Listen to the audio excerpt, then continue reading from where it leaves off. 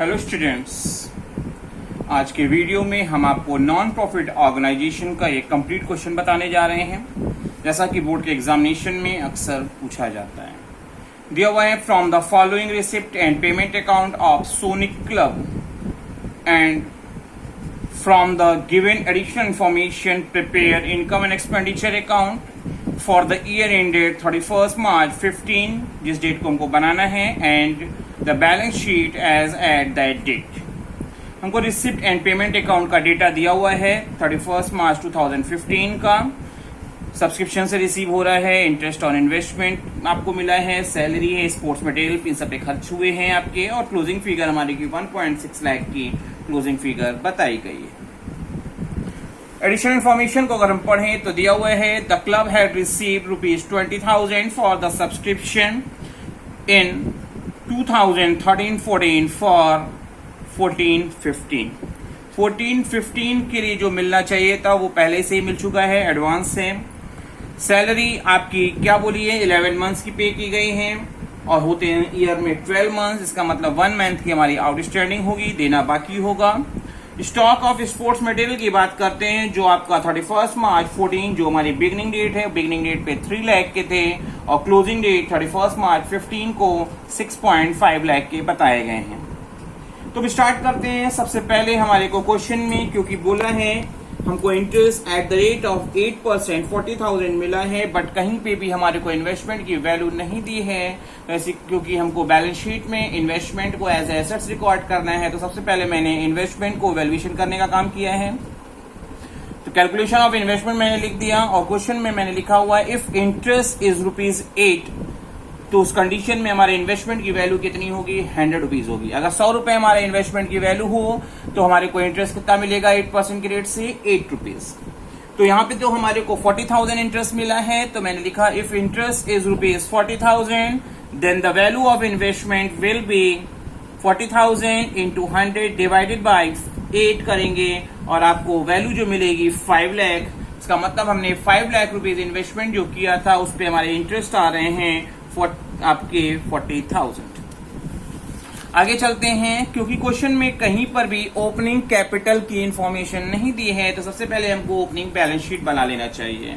मैंने बनाया balance sheet as on 31 मार्च 2014, जो हमारी बिगनिंग डेट है। बिगनिंग डेट पे हम ओपनिंग बैलेंस शीट बना रहे हैं। हमारे को कैश का ओपनिंग बैलेंस दिया था 1.9 लाख, जो एसेट से मैंने रिकॉर्ड किया। इन्वेस्टमेंट 5 लाख रुपीज वैल्यू होकर आई है, वो भी एसेट्स है। Stock of sports material additional information में आपको दिया हुआ था, ओपनिंग वैल्यू आपकी 3 लाख की थी।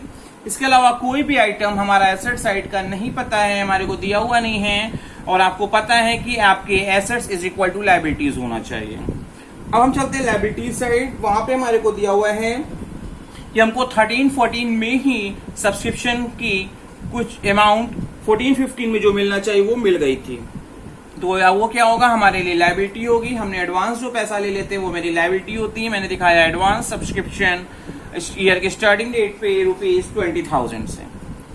इधर का एसेट साइड का टोटल है 9.9 लाख, और लायबिलिटी साइड में केवल 20,000 आया है। तो पूरी बैलेंसिंग फिगर जो हमारी होगी वो ओपनिंग कैपिटल होगी, जो आ रही है 9.7 लाख। और आपके समझने के लिए मैंने लिख दिया बैलेंसिंग फिगर।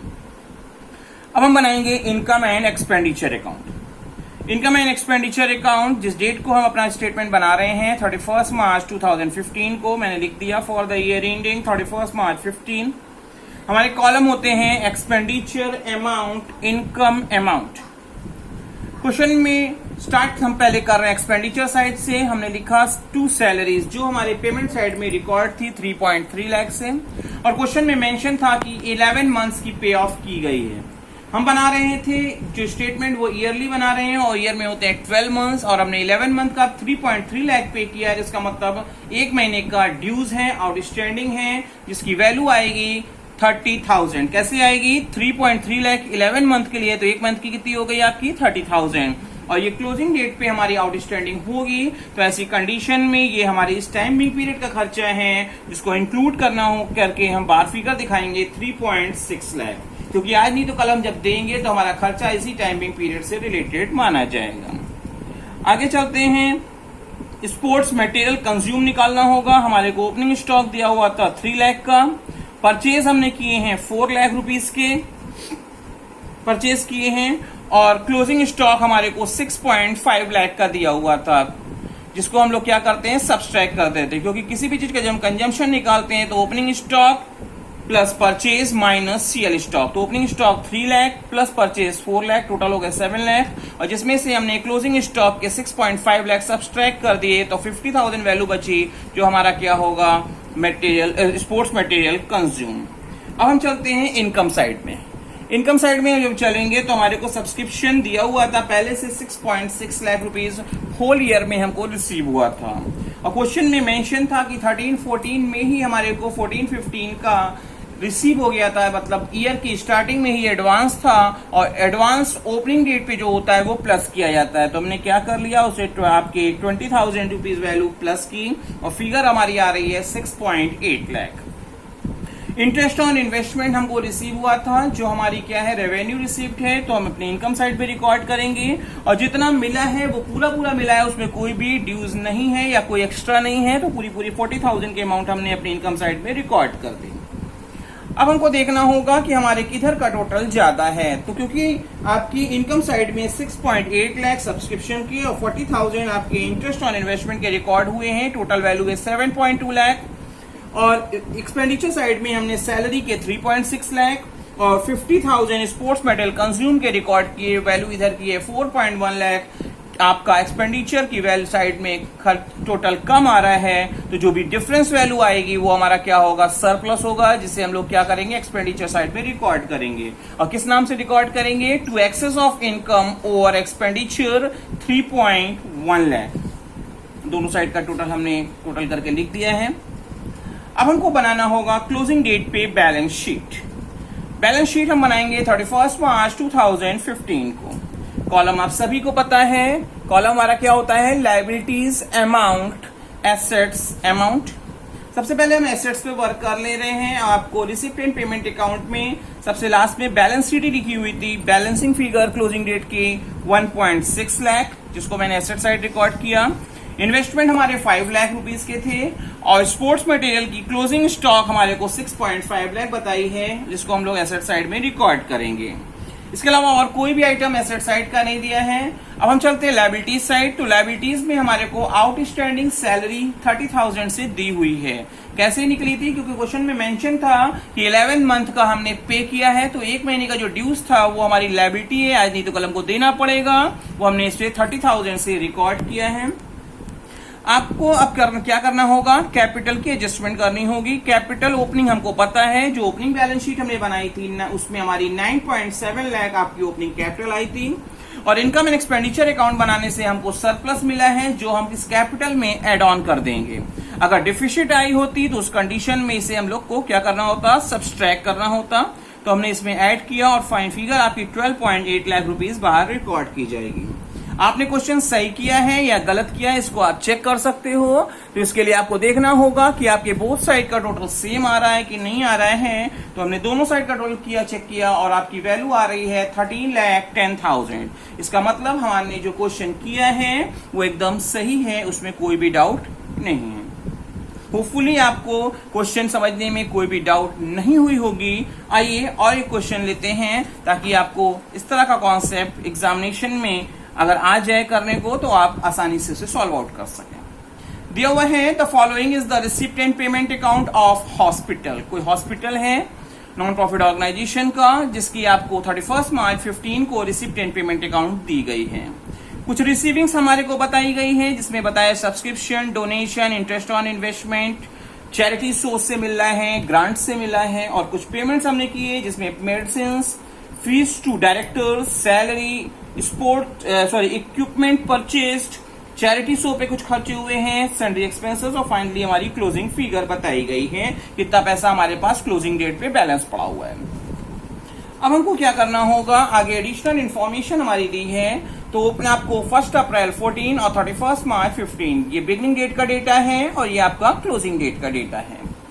बिगनिंग डेट पे हमारी सब्सक्रिप्शन के ड्यू थे, मतलब आउटस्टैंडिंग थे 500 के, जो क्लोजिंग डेट पे बढ़ के कितने हो गए 1000। इसी तरह से सब्सक्रिप्शन पे एडवांस बिगनिंग डेट पे 1000 का और क्लोजिंग डेट पे हमारे को दिया हुआ है 500 से। स्टॉक ऑफ मेडिसिन की बात करते हैं तो ओपनिंग स्टॉक 10,000 और closing stock 15,000। Amount due to medicine suppliers को देना बाकी था बिगनिंग डेट पे 8,000 का और क्लोजिंग डेट पे हमारे 12,000 से। वैल्यू ऑफ इक्विपमेंट भी हमारी ओपनिंग डेट पे और क्लोजिंग डेट पे बताई गई है, बिल्डिंग बताई गई है ओपनिंग और क्लोजिंग डेट पे। हमसे क्या पूछा है कि आप इनकम एक्सपेंडिचर अकाउंट बनाइए और बैलेंस शीट बनाइए। तो हम स्टार्ट करते हैं क्वेश्चन को। सबसे पहले हमको बनाना होगा ओपनिंग बैलेंस शीट, क्योंकि क्वेश्चन में कहीं पर भी आपको कैपिटल फंड बिगनिंग डेट का नहीं दिया हुआ है। तो मैंने लिखा सबसे पहले बैलेंस शीट एज ऑन 31 मार्च 2014 हमको बनाना है। तो सबसे पहले हम क्या करेंगे, कॉलम बनाएंगे और कॉलम हमारे क्या है, लायबिलिटीज अमाउंट, एसेट्स अमाउंट। सबसे पहले हम एसेट्स की बात कर लें, क्योंकि कैपिटल फंड तो बाद में बैलेंसिंग फिगर से निकलेगा। तो एसेट साइड में हमारी ओपनिंग कैश दी हुई थी 8,500। इन्वेस्टमेंट में हमको 9,000 rupees interest at the rate of 9% की रेट से मिला है। तो हमारी इन्वेस्टमेंट की वैल्यू कैसे आएगी, 9,000 इंटू 100 डिवाइडेड बाई 9 किया, क्योंकि 9% की रेट थी। तो इन्वेस्टमेंट हमारा 1 लाख रुपीज का होगा।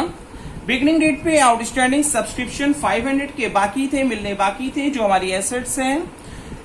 स्टॉक ऑफ मेडिसिन का ओपनिंग स्टॉक, ये भी एसेट्स होगा। इक्विपमेंट एसेट्स है हमारी, बिल्डिंग एसेट्स है हमारी।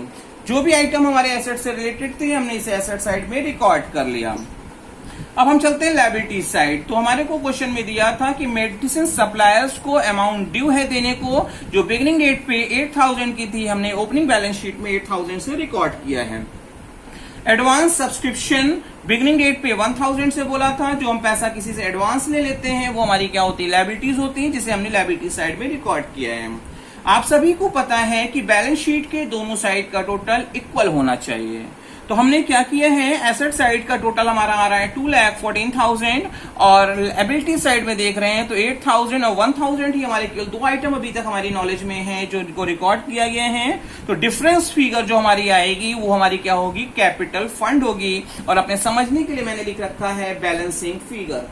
बैलेंसिंग फिगर हमारी कितनी आई है, 2,05,000 और टोटल कर दिया। अब हमको बनाना होगा income and expenditure account.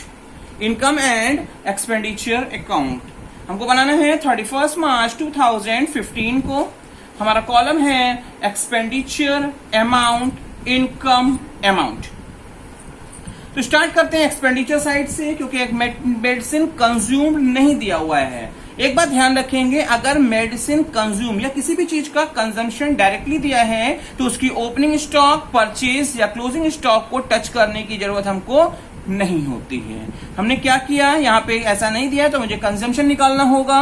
Opening stock दिए थे 10,000 से, उसमें हमने क्या किया, अब परचेज ऐड करेंगे 33,000 का और क्लोजिंग स्टॉक को हम इसमें से क्या करेंगे, सब्सट्रैक्ट कर देंगे। तो नॉर्मली हमारा मेडिसिन कंज्यूम निकल आता है, बट क्वेश्चन में मेंशन है कि हमने मेडिसिन सप्लायर्स को देना बाकी है। आपको क्वेश्चन में मेंशन है, ओपनिंग डेट पे भी दिया हुआ है और क्लोजिंग डेट पे भी आउटस्टैंडिंग दिया हुआ है।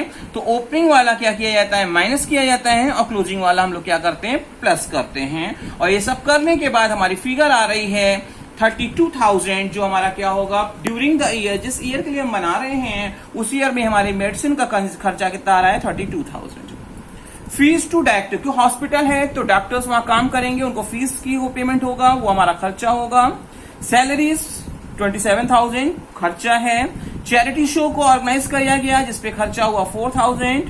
सैंड्री एक्सपेंसेस आपके 1,200 के दिए हैं। अब हम चलते हैं इनकम साइड। इनकम साइड में सबसे पहले हमारे को, क्योंकि सब्सक्रिप्शन पूरे ईयर में मेरे 48,000 रिसीव हुई है, उसमें कम भी मिली हो सकती है, ज्यादा भी मिली हो सकती है, क्योंकि क्वेश्चन में आपको आउटस्टैंडिंग एडवांस दोनों दिया है और आप सभी को पता है कि आउटस्टैंडिंग बिगिनिंग डेट का माइनस किया जाता है और क्लोजिंग डेट का प्लस किया जाता है और इसका रिवर्स एडवांस की सिचुएशन में वर्कआउट किया जाता है। तो मैंने यहाँ पे वही काम किया है, आउटस्टैंडिंग जो बिगिनिंग डेट का था सब्सट्रैक्ट कर दिया, क्लोजिंग डेट के आउटस्टैंडिंग को प्लस किया है। एडवांस बिगिनिंग डेट का प्लस किया गया और क्लोजिंग डेट का माइनस किया गया। फाइनली हमारी जो फिगर आ रही है वो आ रही है 49,000, मतलब सब्सक्रिप्शन पूरे ईयर से रिलेटेड हमारा कितना रिसीव हुआ है हमारे को 49,000। और आगे इनकम पे चलते हैं। डोनेशन, क्योंकि कोई स्पेसिफाइड डोनेशन है नहीं, ऐसी सिचुएशन में आपने 15,000 इसे रेवेन्यू इनकम की तरह रिकॉर्ड किया इनकम साइड में। इंटरेस्ट ऑन इन्वेस्टमेंट के 9,000 मिल रहे हैं, वो हमारी रेवेन्यू इनकम होती है। चैरिटी शोज से हमारे को 12,000 मिला है। ग्रांट से हमारे को 20,000 रिसीव हुई है, जो हम क्या करेंगे अपनी इनकम साइड में रिकॉर्ड करेंगे। अब हम चलते हैं आगे।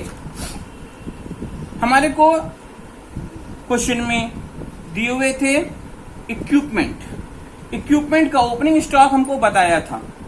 इक्विपमेंट का ओपनिंग स्टॉक बताया था 25,000 से।